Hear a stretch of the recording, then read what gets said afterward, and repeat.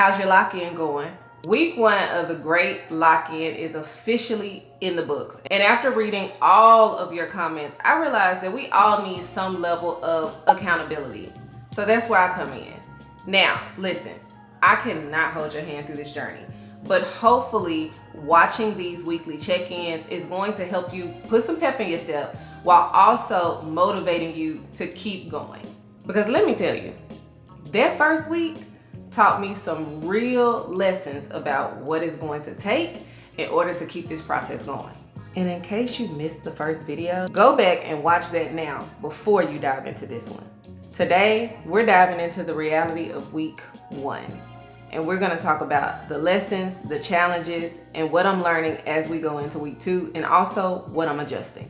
Obviously, that first Great Lock-In video, totally unplanned by the way, hit over 70,000 views and counting. But what it tells me is that this is exactly what we all needed.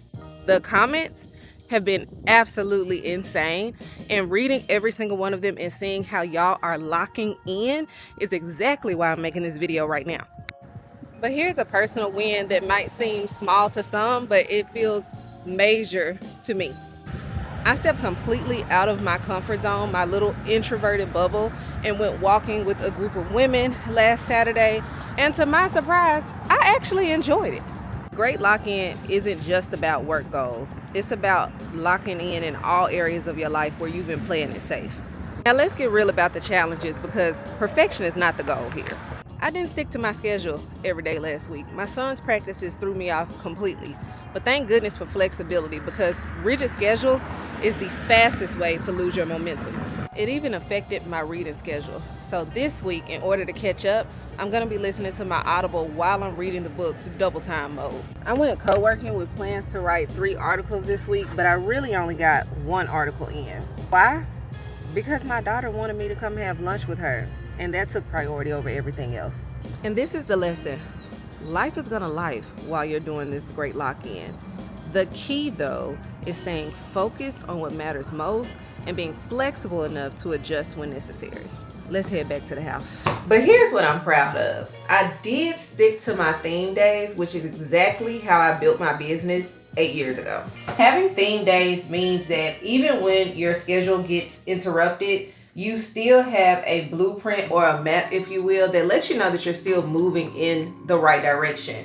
So Monday is still going to be Make It Monday, even if it looked differently than what I planned.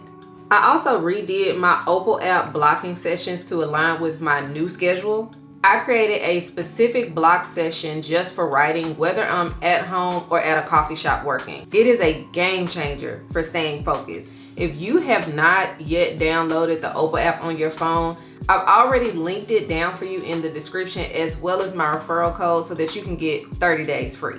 And here's a strategy shift that's working beautifully for me. Instead of trying to come up with new topics every single week, I am following along with the theme days and using theme months when it comes to videos here on YouTube, as well as articles on my Substack. So instead of jumping around from theme to theme to theme, I'm focusing on no more than 3 topics. So for instance, it's the month of September. Obviously, we're doing the Great Lock-In, so that's a topic for me. My weekly vlog is another topic for me, as well as fall. Fall will also be a topic, and anything that I feel falls in line with what I want to share with the world and showcase to you guys. Same thing for my Substack. And by doing this, it's allowing me to get laser focused, to not waste time, because the thing about locking in is you have to be extremely selfish with how you steward your time in this season. That's going to be the number 1 key factor. Are you stewarding your time well? So what's the plan for week 2? Well, first, I'm going to record 3 YouTube videos this week. And I plan to get them edited and scheduled, because batch creation is the name of the game. Business-wise, I'm focused on booking 2 new clients. I want to be able to help them through Q4, Black Friday, and all that, as well as get them set up for the next year, because it's planning season. And I'm doubling down on what worked. The theme days, the focus mindset, being able to be flexible through this season, all of those things are going to help me hit my goals week by week by week. The biggest lesson from week 1 is to give yourself some grace. The key is not to be on some insane schedule that feels unattainable. Instead, remain focused and constantly reassess what is and isn't working. During your lock-in, you're going to have to test several strategies until you figure out what's working. That's not failure, that's the process. Some of you may need to wake up at 5 a.m., but others of you may be night owls, and 10 p.m. might just be your power hour. Some need rigid structure, some people need flexibility. The Great Lock-In is about finding your sustainable rhythm.